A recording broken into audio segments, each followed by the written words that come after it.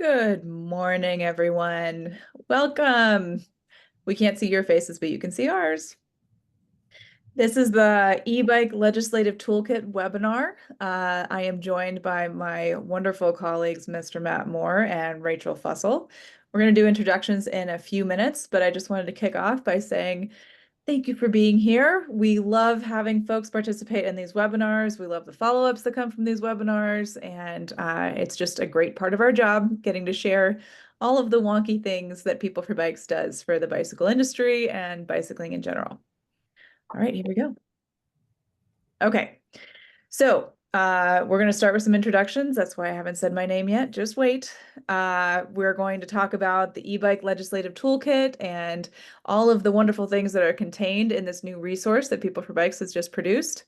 We're going to talk about what these resources are, where you can find them, and then we're going to go through some questions and answers. If you'd like to ask us questions anytime during the webinar, please feel free to drop it into the question mechanism in the chat, and we will answer those when we get to the question and answer session. All right, here we go. Thanks again for joining us. My name is Dr. Ash Lovell. I am the Vice President of Government Relations at People4Bikes. That means I oversee all of our regulatory and policy work on all things bike business for the bicycle industry. I am coming on 3.5 years at People4Bikes, and I am so lucky to work with Matt Moore, and I'm going to hand it over to him to introduce himself. Thank you, Ash, and welcome everyone on the webinar. My name is Matt Moore. I'm Policy Counsel for People4Bikes. That means I'm a lawyer, but I get to use my powers for good. This is my second year at Policy Counsel as Policy Counsel. Prior to that, I spent 26 years at Quality Bicycle Products in a variety of roles, but most of the time spent as their general counsel and also working with BPSA and People4Bikes as a board member. I am also pleased to work with Rachel Fussell. Rachel, please introduce yourself. Thanks, Matt. Hello, everyone. My name is Rachel Fussell. I'm the Senior Manager of Recreation Policy, which means that I get to work on the wonderful topic of all things recreation. So mountain biking, eMTBs, anything that has to do with natural surface trails, I'm the person. So I'm excited to be here, excited to kick it off and talk about our eBike legislative toolkit. So I'm going to hand it back off to my esteemed colleague, Dr. Ash Lovell, to get us started. Thanks, Rach.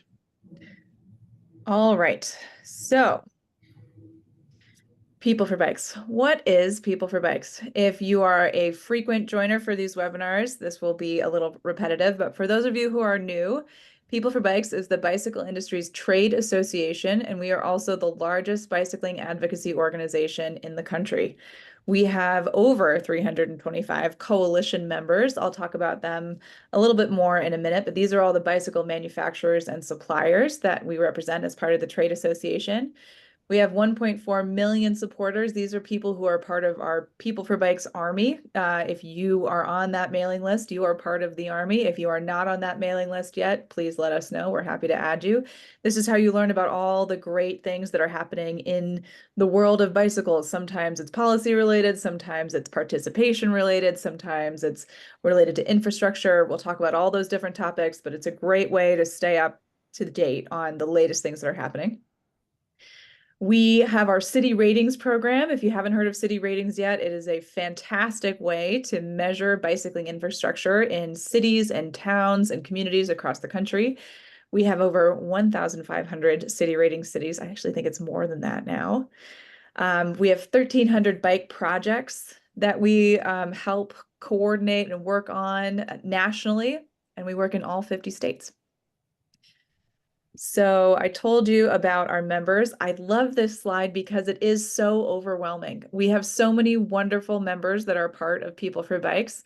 I'm going to give you a minute here to just look at these lovely brands. I hope you know at least some of them. There's probably quite a few that you don't recognize. It's our job as the trade association to represent the entire industry and to think about the future and the past and the present of the industry and where we want everyone to go. So We often, Matt and Rachel and I in particular, talk about ourselves as Switzerland. We don't try and take sides for specific brands. We really try and represent what's best for the industry. And that is not an easy thing to do when you're creating multiple new pieces of model legislation, which is what's in our e-bike legislative toolkit.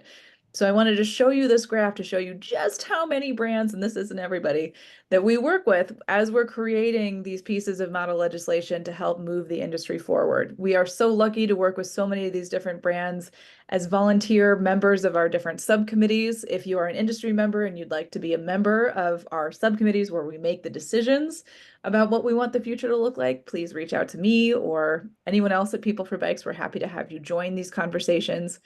But yeah, this is kind of a great snapshot of just how big our stakeholders are in terms of the industry, and also really fun to pick out all those little brands that we know and love. Okay. So what does People for Bikes do? I told you we're the bicycle industry's trade association, and we're the largest nonprofit for bicycling in the country. We have three pillars that we organize our work around. The first is infrastructure, the second is policy, and the third is participation. We know that each of these intersect with each other really in important ways, both at the local, state, and federal levels. I'll give you specific examples of what I mean when I say infrastructure. Infrastructure is those bike lanes that you get to ride on that are really important for keeping people safe and are really important to have connected and protected places for people to ride. So People for Bikes does a lot of work translating federal funding for new bicycling infrastructure onto the ground in different communities across the country. Obviously, city ratings is a great way to measure infrastructure and understand kind of where all these projects are happening, where the progress is being made. And we have a whole campaign called the Great Bike Infrastructure Project that we can go into in much more detail later. And there are other webinars for that that talk about just how do we make these things happen. Policy, this is my bread and butter, Rachel and Matt's as well. This is kind of where the rubber hits the road in terms of bills becoming laws. I'm sure you remember that Schoolhouse Rock. This is where we play all the time. I'm just a bill. We work again at federal, state, and local levels. So we get to work with Congress, we get to work with state officials, and we also work in the regulatory space. So there's a big difference between policy and regulations. And if I'm being totally honest, I didn't fully understand it when I started this job 3.5 years ago. But as a quick 101, policy is laws and legislation that gets passed at all different levels of government. Regulation is things that happen with agencies. So agencies like the National Park Service and the National Forest Service and the BLM. So Rachel, who leads all of our recreation work, leads a lot of regulatory work as well, because she's doing a lot of this interacting with these federal agencies to grow more access for more bikes across the country. Matt and I also do a lot of work in the regulatory space with the Consumer Product Safety Commission and with the National Highway Safety Traffic Administration. If you want to learn more about that, we're happy to talk about that as well. And then finally, participation. Participation is knowing who's riding, what are they riding, where are they riding them, why are they writing things? So a really important piece for the trade association to understand who's buying all these bikes that we're making, but also a really important piece for kind of the future of bicycling in the country, because there's so many different pieces of information that we can gather related to participation. We know that participation is still up. We know that it grew really dramatically during the pandemic, and those numbers are still really high. And we think that that's all tied to better policy and better infrastructure. So really important to get these three right. And this is the kind of the core tenets of what People for Bikes does. Okay, the why. Why did People for Bikes create the e-bike legislative toolkit? One of the real joys of working for a trade association is that we get to punch above our weight really often. We're a small team. You're really looking at the bike business policy team right here, just the three of us. And we have been working really hard to harmonize different solutions across the country. So if a state comes up with a really great solution for battery safety, we want every other state to have that same solution. And how we do that is by creating model legislation. So we've worked on multiple different pieces of model legislation over the course of the last year, and we wanted to bring all of this together so that policymakers, advocates, industry makers, all these different folks can understand, okay, this is the best and the brightest solution for this problem. Let's use it as a model and let's have this as a standardized solution across the whole country. So that's why we made the toolkit. Again, being the model. So there are cities and states that have different issues that they're working on right now. California has ridership issues with products that go faster than 20 miles an hour with the throttle. And New York had battery safety issues. A lot of that's been taken care of because they have great legislation that we helped work on. So we want these states to be models for others across the country. Often what happens on the coasts moves inward, and we want those coastal communities and the cities and the states that are in the middle of the country to also be models for each other. Utah has a great piece of model legislation that they launched this year. So be the model. We really want these states to get the credit that they deserve for these great solutions that they've created. And also safety. We know that so many more people are riding than there were, and we know that so many more of those people that are riding e-bikes. E-bikes are a phenomenal transportation solution to get folks out of cars and onto bikes, and it's a really important piece of the ridership and participation conversation to make sure that people are riding safely. So infrastructure is obviously a really important piece of that safety conversation, but so is defining what an e-bike is and what it's not, and defining where they should ride and where they shouldn't. The first piece of model legislation that People4Bikes came out with in the e-bike space was our Model 3-class legislation. We now have 43 states that have this model legislation on the books. It's been a very successful policy campaign. Matt is going to talk about that a little bit more later.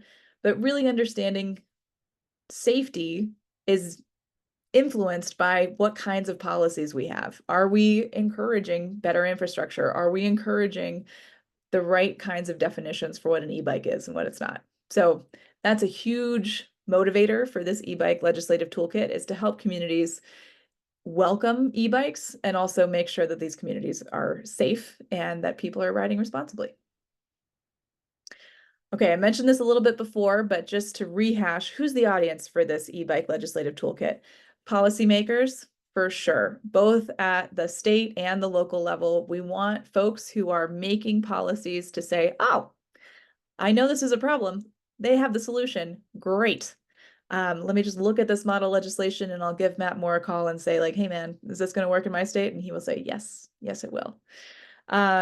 Also advocates, sometime, very frequently actually, we work with advocates in states and in communities across the country to say, we have a problem, how do we fix it? People4Bikes has the solution, it's in our e-bike legislative toolkit. And then we get to have that conversation. So really, this is both a legislative tool and a conversation starter. So if you have any questions about anything that's in this toolkit, always please reach out to us. And then finally, individual riders, getting to know, like, what is an e-bike, what's not an e-bike, really important pieces. If you want to get wonky, this e-bike legislative toolkit is the right place to be. Okay, so I've given you the why and the how and the what for this toolkit. And now we're going to go through each of the different topic areas that this toolkit covers. I will kick us off and then I'll hand it over to Rachel and Matt. So each of the topics go in order, as you can see above. Create better infrastructure, adopt the 3-class system, champion battery and electrical safety, regulate out-of-class products and anti-tampering, enable Class 1 eMTB access, fund e-bike incentives, promote education and rider safety, oppose registration and insurance requirements, and provide landlord guidance on e-bikes. If any of these topics are hitting home for you, this is the toolkit for you. Okay, I'm going to kick us off with our first topic, which is create infrastructure. We talked about this a little bit before. Our Great Bicycle Infrastructure campaign is all about prioritizing funding to build safe and connected bike networks that improve safety. this is actually a whole nother piece of the policy work that People for Bikes does. So I'll just give a really quick overview. This is things like slower speeds and connected and protected infrastructure and redesigning our planning for our cities and our communities.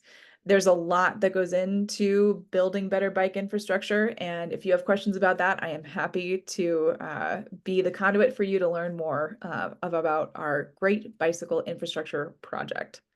And now I'm going to hand it over to the real expert, Mr. Moore.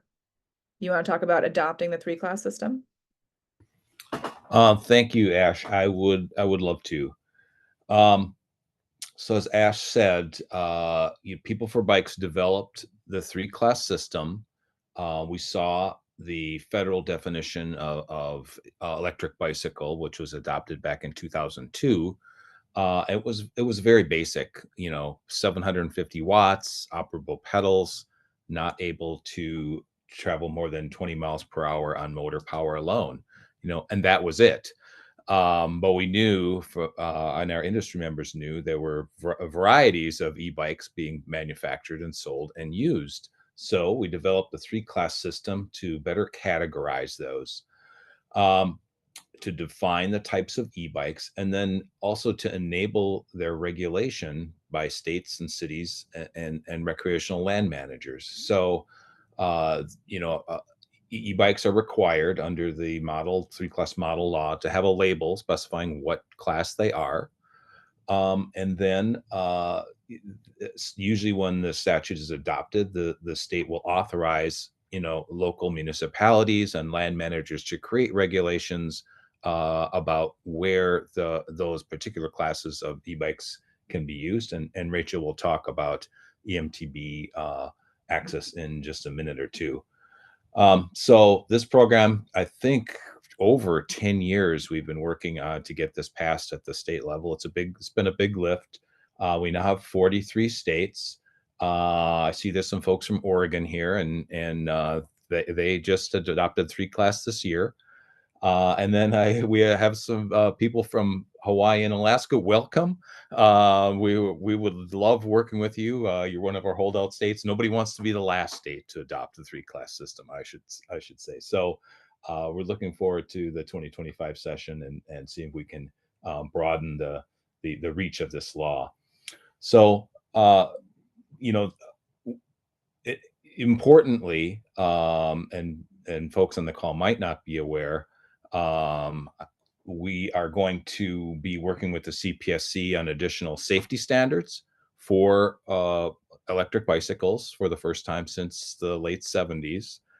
And many commenters have already encouraged them to formally adopt the three-class system, kind of flush out that federal regulation with some more gradients, and then adopt appropriate safety regulations for each of those classes. So if you don't have the three-class law where you live, you should have it, and please contact us. We'd love to work with you and get a three-class law passed. Slide, please. Again, I mentioned that the CPSC is going to be looking at electric bicycles and additional regulations, both for mechanical aspects like braking and steering, and then also for electrical safety. So battery and electrical safety really has been a linchpin of the U.S. bicycle industry's product development for over a decade. Our members have used the leading global voluntary and mandatory safety standards to design, test, and manufacture their products. Many of you will be familiar with the UL 2849 standard. That was not a published standard until 2020. Before that, manufacturers used the best available standard, which was the European standard. So in our members, responsible companies have been doing that. They've been doing their due diligence, as I said, for quite a while now. And unfortunately, recent surge in popularity of electric bicycles has led to many new companies entering the market very quickly with low cost and substandard products that are not designed and tested to these available standards.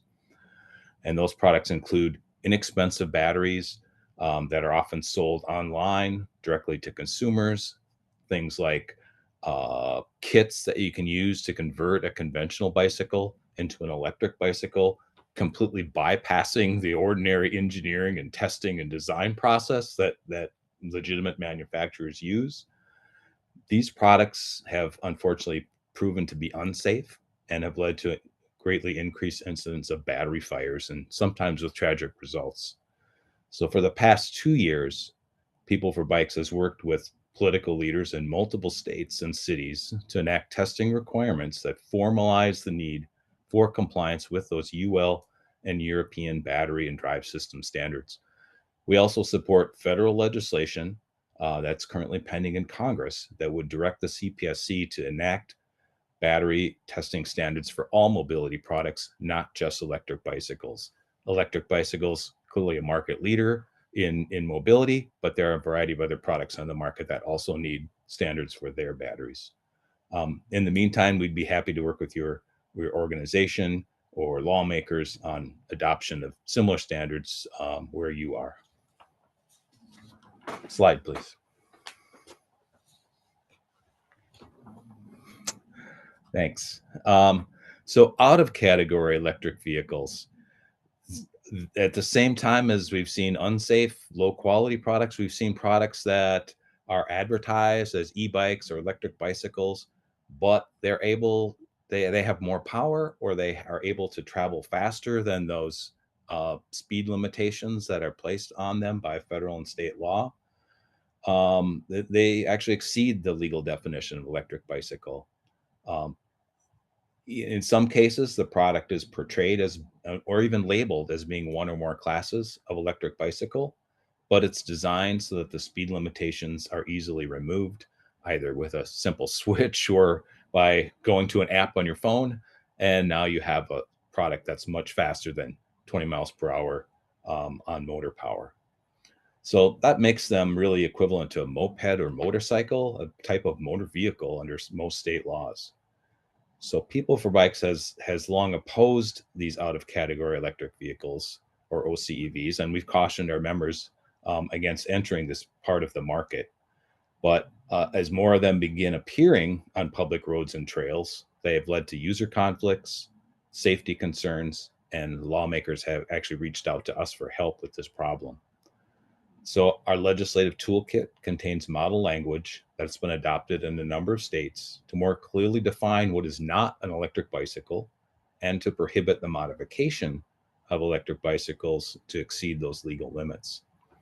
And last, the laws in Utah and Minnesota require truthful advertising of electric vehicles.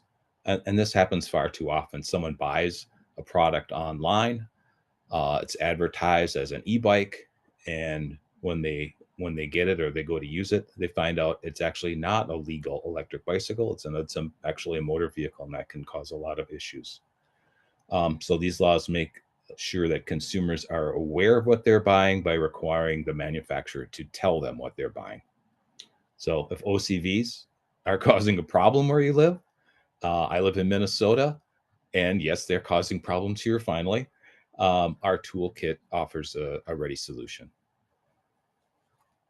Rachel? Thanks, Matt. Okay, launching right into number 5, which is enable Class 1 eMTB access. And just to be very clear, when we're talking about Class 1 eMTB access, we're meaning on natural surface trails with state organizations. So as of now, we have 15 states that allow Class 1 eMTBs on state lands where traditional bicycles are already allowed.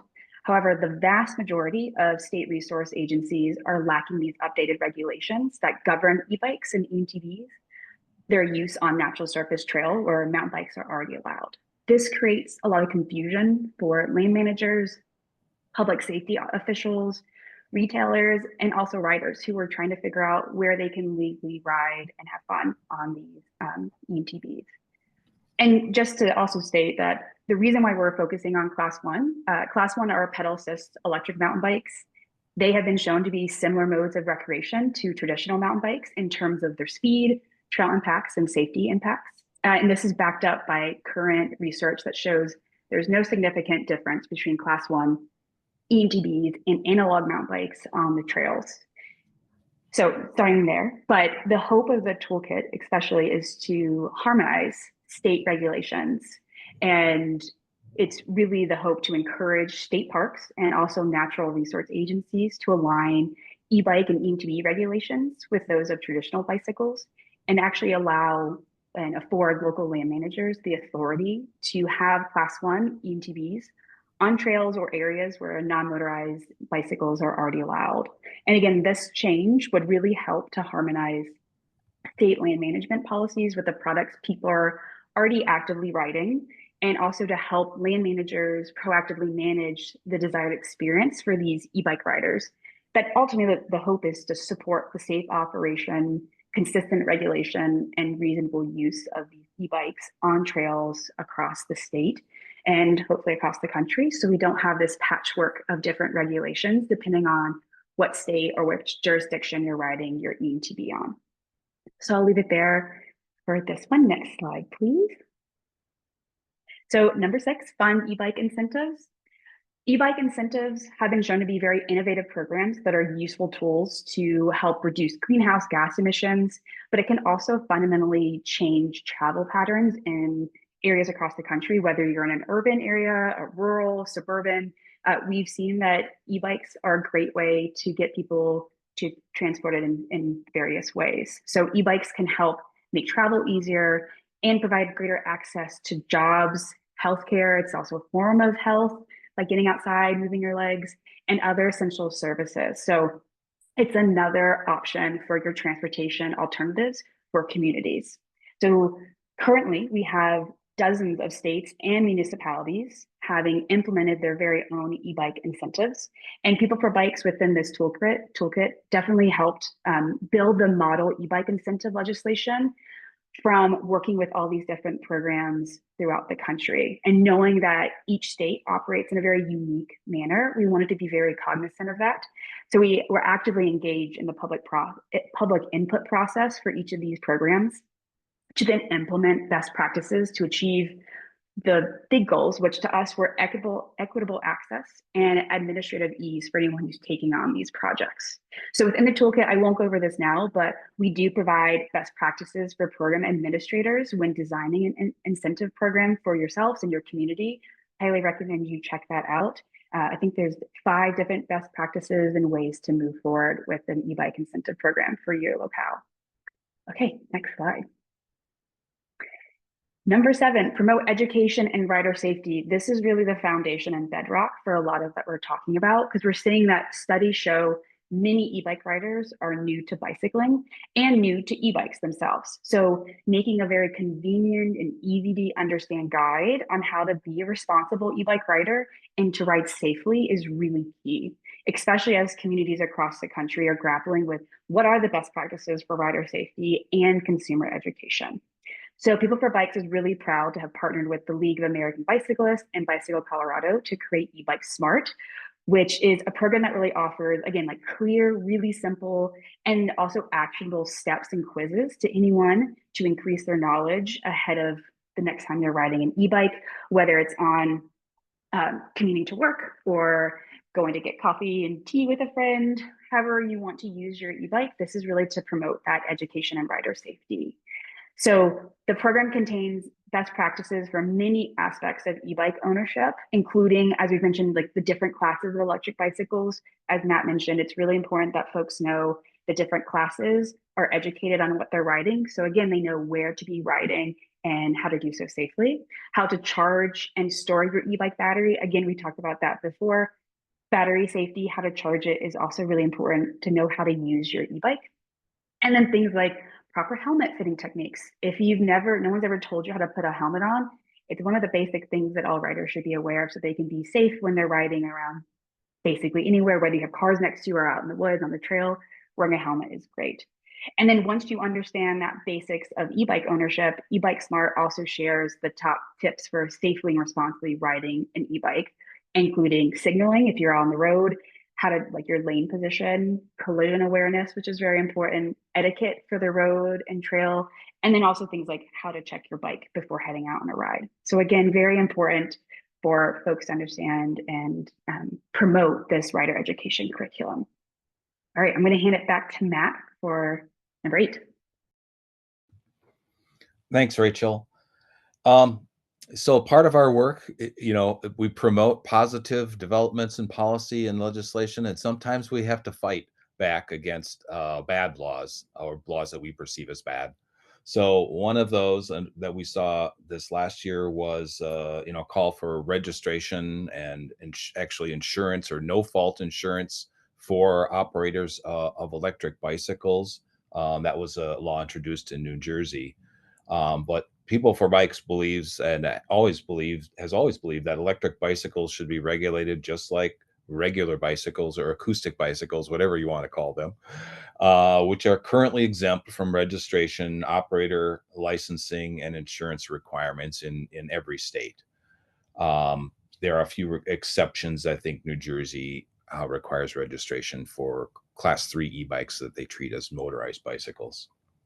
So while e-bikes do have a motor, electric bicycles are more similar to bicycles in their size, weight, and speed than they are to small motor vehicles like mopeds and motorcycles. The increased popularity and presence of electric bicycles on public roads and trails and related increase in crashes has led to some suggestions that they be registered and insured. So People4Bikes has worked with other advocates to oppose these efforts in New Jersey and elsewhere, because registration would create barriers to adoption, raise equity concerns, and liability insurance for electric bicycles would be expensive if there were policies even available from the insurance industry, which there actually are not. So the argument that registration insurance would make electric bicycle operators more safety conscious isn't really supported by our experience with other motor vehicles, where crashes and fatalities are on the rise, speeding being a leading cause of those crashes, and actually crashes with motor vehicles are the leading cause of serious electric bicycle crashes. So, if you see registration insurance being proposed where you are, we'd sure like to know about it, and we'd like to help oppose that. I will say, what we do need before jumping through this hoop is better data. And unfortunately, there is a distinct lack of data about what the causes of e-bike crashes are. That's been recognized by all of the agencies that have tried to gather that data, including the CPSC and NHTSA. And I think we're increasing efforts to find better data. But until we do that, it's going to be difficult to make that leap to registration and insurance as being a approach to improve safety. Rachel? Thank you, Matt. Do you have anything else, Matt? Sorry. 1 second. I realized that we don't have a number 9. So we are the policy and regulatory team, but we are not always the numbers team. Our number 9 is that we have a landlord guidance for folks in this e-bike legislative toolkit. And we created this landlord guidance because we've known that some landlords across the country are interested in banning e-bikes because they're worried about things like battery safety. So we needed to create landlord guidance as well. And Matt, can you talk a little bit about the California law that we used for this piece of model legislation? I can, Ash, and I realized that omission just a few minutes ago myself. So California has passed a law that requires landlords to allow a tenant to store, I think, up to 1 mobility device, and it can be a scooter. That's not an e-bike only bill on their leased premises, provided that the device has been tested to those one of those 2 standards that I mentioned previously, the UL standards that are applicable to the battery, or the European standard specifically for e-bikes. The landlord's option there is to create a secure charging area. In the case of a high-rise apartment building, they may have a parking ramp, and they might be able to create they've actually probably creating ability to charge your full size electric vehicle on premises, because people are increasingly buying those. So they have the option of creating a secure storage and charging area for electric mobility devices as well. So we see this as the probably the best path forward to both address safety concerns and promote the use of last mile e-mobility devices. Thanks, Matt. All right. I took us off screen to just have that quick break, but here is the big thing. You're welcome, everyone. Here's your QR code to get the eBike Legislative Toolkit right into your inbox. We will also have this on the eBike pages for People for Bikes if you'd like to find it there, but this is your fastest way. This was launched about a week ago, and we've already had multiple legislators reach out about introducing different pieces of this toolkit. If you're an advocate and you have one topic in particular that you'd like to bring up in your next legislative session, we also have these in kind of a one-pager format. So we're happy to kind of break this down by whichever topic is most top of mind for you and your community. So thank you all so much for this great opportunity to share this new resource for you. We're really excited about it. It's super nerdy, but we're super excited about it. I was looking through the chat earlier, and I think we have a few questions already for the group. And Rachel, do you want to let us know what that first question is that we should answer? Yes. I'm also going to drop our email addresses in the chat so you all have it, and the toolkit is linked there in case you did not get the QR code. So I'm going to start with Rachel, a question. She asked, are there manufacturers of e-scooters, one wheels, etc., and People for Bikes? We really need this kind of coordination and standard and regulations for these things as well. E-scooters that go 44 miles per hour are not the same as 20 miles per hour e-scooters. I think I could take that one, Rachel. So we do have some of our members are the manufacturers of mobility products that are sold, through Walmart and Target and Dick's Sporting Goods, the kind of the mass market approach. And yes, they also make scooters and other devices. But I think the concern here is that there are products out there that are maybe outside of the regulations.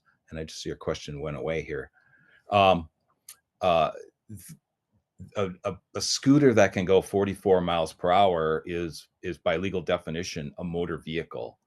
And the problem is the manufacturers of these innovative devices that don't fit into the state and local vehicle codes do not have a trade organization to speak of. They haven't lobbied for their place on the roadway, as it were. If you may remember Segway, when that was a new thing, the self-balancing scooter, they hired lobbyists and had a campaign, and many states have laws that specifically recognize Segway as a type of vehicle and regulate it very similar to bicycles. It's not a motor vehicle. But if you decide as a manufacturer to make something that can go 40 miles per hour and you sell it as a e-scooter, there's just some problems with that product. And we represent the bicycle industry and electric bicycle and bicycle manufacturers. So while we have raised these issues with federal agencies and advocated for bicycle standards, I think as early as a couple of years ago, we presented to the CPSC and said, hey, this is a problem. There are all these devices out here and they have batteries too, and those need to be regulated. They do not have a formal trade association. So will we be advocating for safety standards for those batteries and electrical systems? Yes, we will, but it's not our core function, but we are definitely aware of the issue. Thanks, Matt. Another question is, do you recommend we incorporate OCEV definitions in city or state code as well as ThreeClass definitions?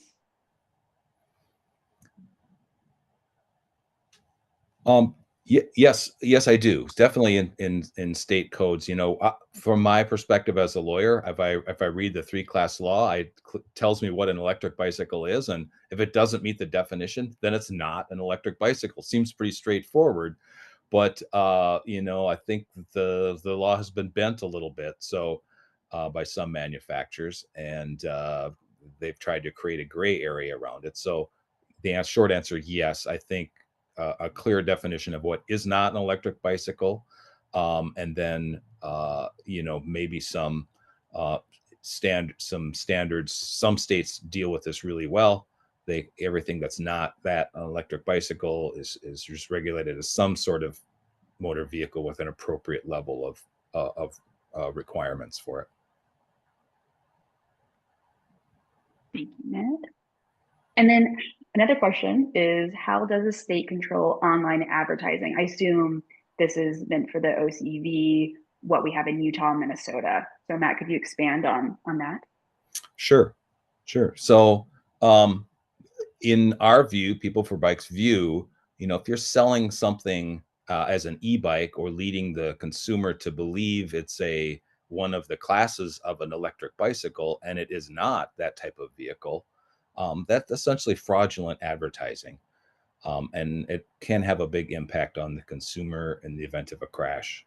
So our model legislation here that's used in Utah and in Minnesota simply requires the seller, if they're using those terms that can be misleading for consumers, if they're using those in their advertising, they need to have a disclaimer that says, this is not an electric bicycle, it's a type of motor vehicle, and tell them what type of motor vehicle it is. If it's an off-road motorcycle, in my view, you can make off-road electric motorcycles all day long. That's just fine. But if they're used on public streets and roads, they're just like dirt bikes. They're not lawful vehicles unless they're registered like other forms of motorcycles. So yes, that I think this is a good approach, and the consumer fraud statutes in Minnesota and Utah provide a means of enforcement for the attorney general or even a private party. Thanks, Matt. We have another question about, are there any elements within the toolkit addressing youth e-bike usage and safety? And I can say, yes, there is. Ash, I can also let you answer this one. But within the toolkit, there is e-bike age guidance and youth rider safety, mainly pointing out that the CPSC, the Consumer Product Safety Commission, does have age determination guidelines that recommend children under the age of 13 should not be operating powered vehicles that travel more than 10 miles per hour. But we have a whole thing in here that talks about it. Ash, do you want to say anything else on that topic? That was perfect, Rach. I think I'm not surprised that this question came up. This is a question that comes up a lot. I think there's communities across the country where there's concerns about youth riding different products, possibly not as safely as they could be. What we've seen in a lot of communities is that they're riding products that can be easily manipulated to go faster than 20 miles an hour with a throttle. So that was a major motivation for these laws that we have in Utah and Minnesota to clearly state what is and is not an electric bicycle. We really want parents to better understand what they're buying their kids and what can and can't be ridden where. So on top of this policy campaign, we are also next year going to be leaning into more of a communications campaign around what is and is not an e-bike, just so parents have a better idea of what they're buying before they buy it.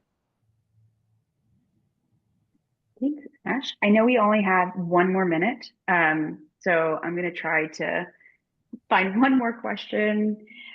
We have one. Do you have any guidance for media coverage of e-bike issues? Thinking of coverage of crashes in which e-bikes and motorcycles are wildly mischaracterized. Yes, we did do a kind of a media event with just in the last few weeks where we talked with the media about this issue. It's really difficult. E-bike is used as a generic term for things that include electric bicycles, those out of category products.